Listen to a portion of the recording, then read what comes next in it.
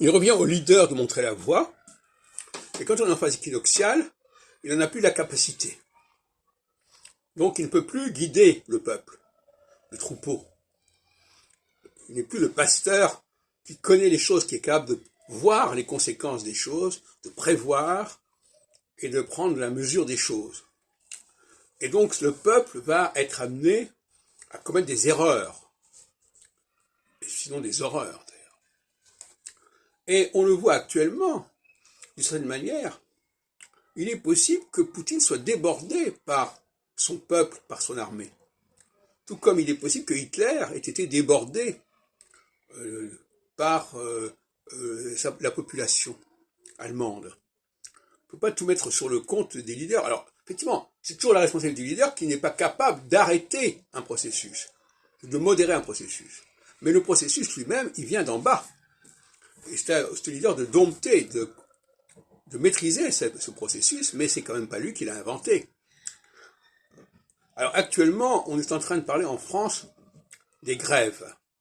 Nous sommes aujourd'hui le 18 octobre, je crois, 2022, et on parle d'une conjonction, d'une contagion des grèves, qui n'est pas sans évoquer 1968.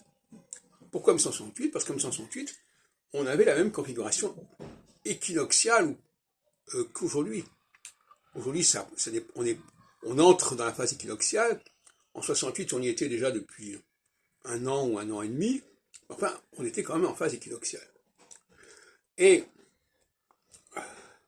c'est la base qui mène le jeu, là. C'est plus les chefs. Et à mon avis, les chefs ne sont plus à la hauteur de la situation.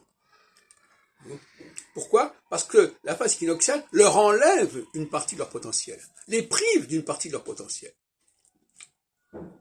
Ou plus exactement, ils ne sont plus alimentés au niveau de l'énergie cérébrale, si on peut dire, comme ils l'étaient en phase solsticiale, où ils pouvaient gérer les problèmes, ils pouvaient notamment expliquer les choses, les neutraliser, les canaliser, etc., etc.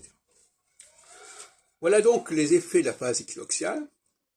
Et par exemple, si on prend le cas de Mitterrand en 81, eh bien, qu'est-ce qu'on va lui reprocher? Ce qui s'est passé en 83.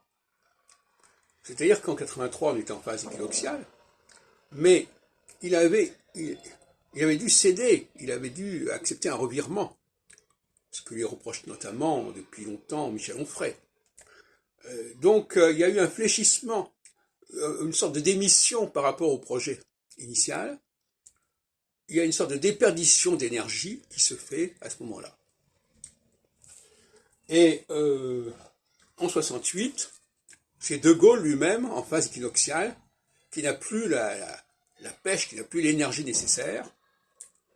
Et il est relayé d'ailleurs par son Premier ministre, Georges Pompidou, qui est l'acteur principal de la dissolution de l'Assemblée élue 4 ans plus tôt, qui donc devait être de toute façon renouvelée l'année suivante, et qui a eu un effet assez positif, effectivement.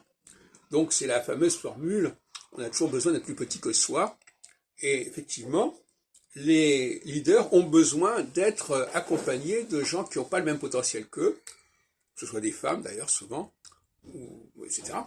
Et là, on voit bien qu'un leader doit s'accompagner, doit être entouré, parce qu'à un certain moment, en phase sociale, il peut très bien assurer tout seul le processus, mais en phase équinoxiale, il faut qu'il soit entouré, comme le fait d'ailleurs Macron quand il a choisi comme première ministre Elisabeth Borne, qui est tout à fait un acte équinoxial, mais c'est aussi une forme de démission.